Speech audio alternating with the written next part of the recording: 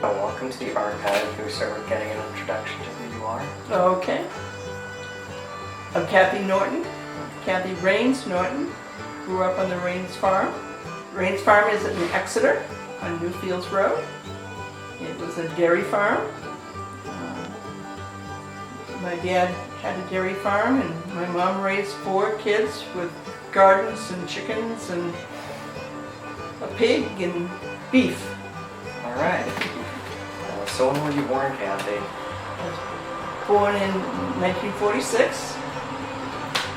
And early, my dad had just come home from the military, from the war, and I was the youngest of 4 children. Lovely. Do you know what your father did in the war? Not exactly. He did not fly. He was not a pilot. He wasn't he was in the army. It had to do with some reconstruction of villages.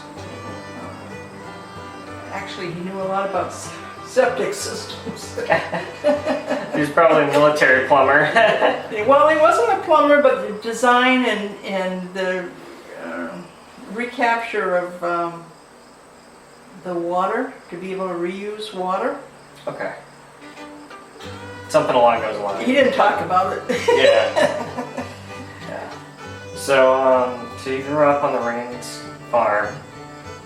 Did your father build it? It was a farm. It was a dairy farm originally. So he bought it, but there were no cattle. He just bought the house and barn on opposite sides of the road, and started with a small herd. He worked a full-time job with the U.S. Department of Agriculture in the Farmers Home Administration. So he had a full-time job, and this was called sort of a hobby farm, but it was to support the family as well. So started with a few cows, and it grew to 50, 60 dairy cows over time. Wow, that's quite the number. And he probably milked by hand.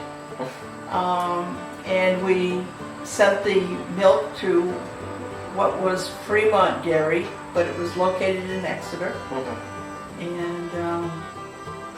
And what my recollection in terms of the size was more that we would take cans of milk in the back of a station wagon to the dairy once a day.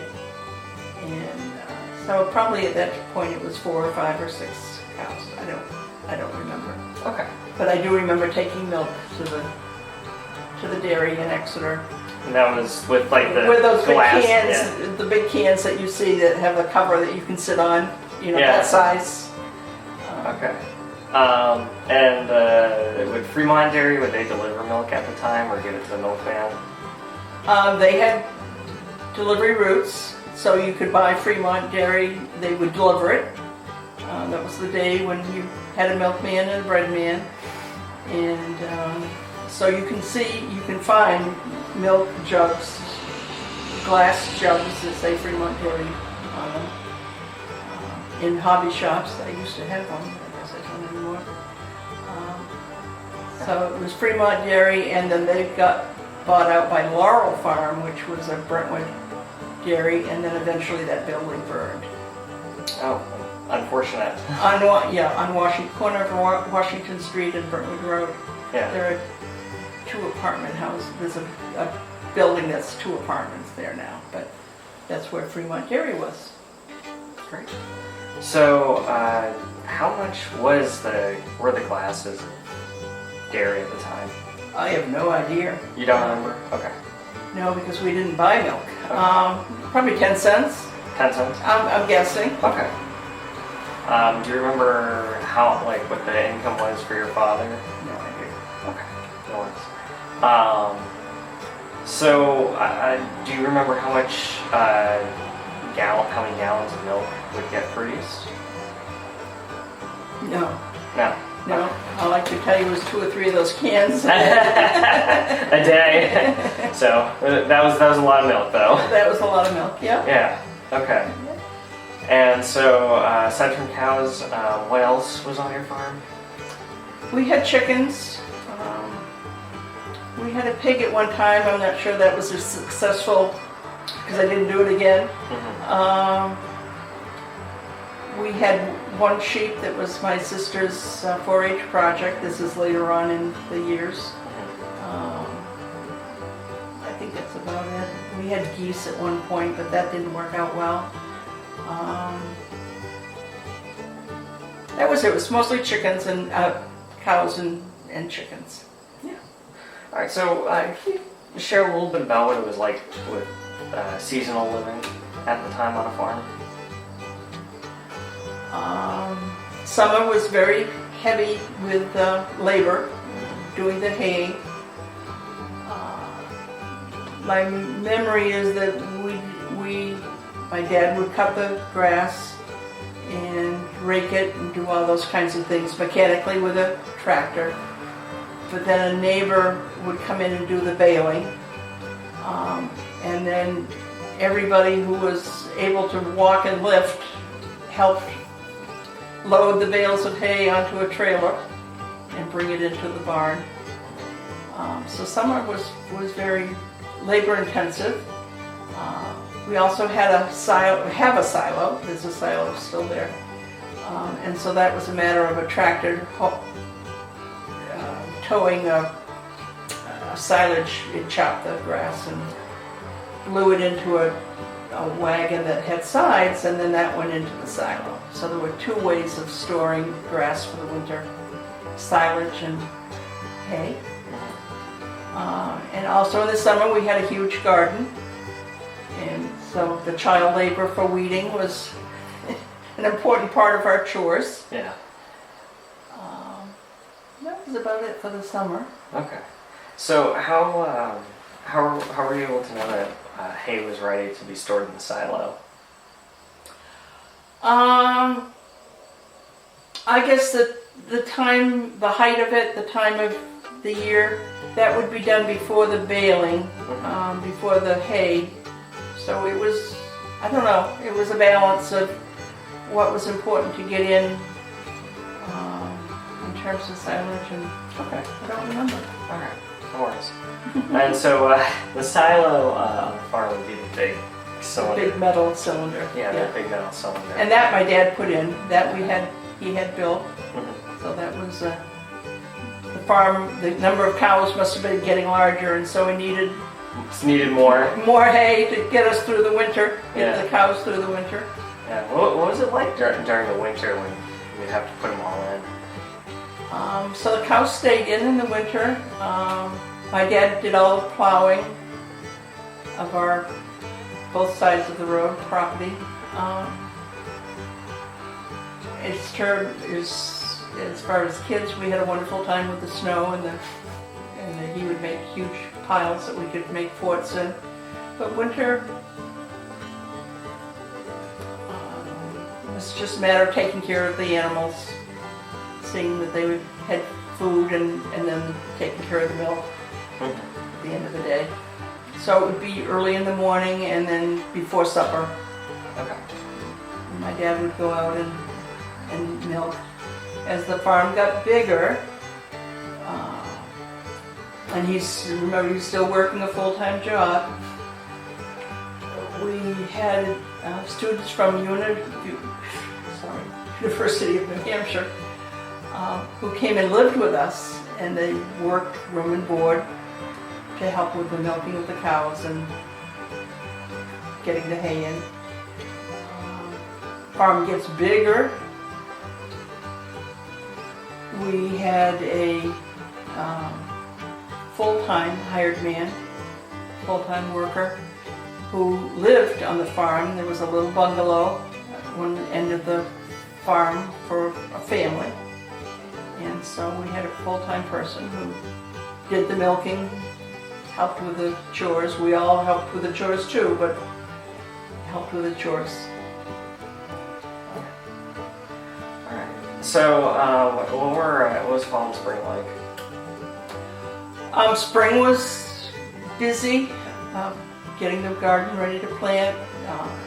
Sometimes my father would have to replant hayfields. You plow them and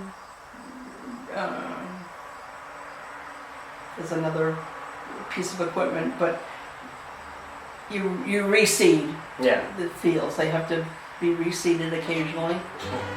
Fertilizer has to be put down. So spring was kind of busy. In the early days, there would be manure that had collected all winter, and that would be spread around the farm too for natural fertilizer. In the more modern day, the manure was spread daily as long as they could get the tractor through the snow. And so that wasn't a big chore in the spring because it was done daily. Fall,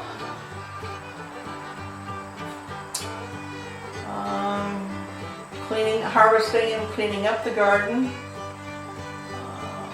Maybe some winter maintenance, being sure that things were tight, weather tight.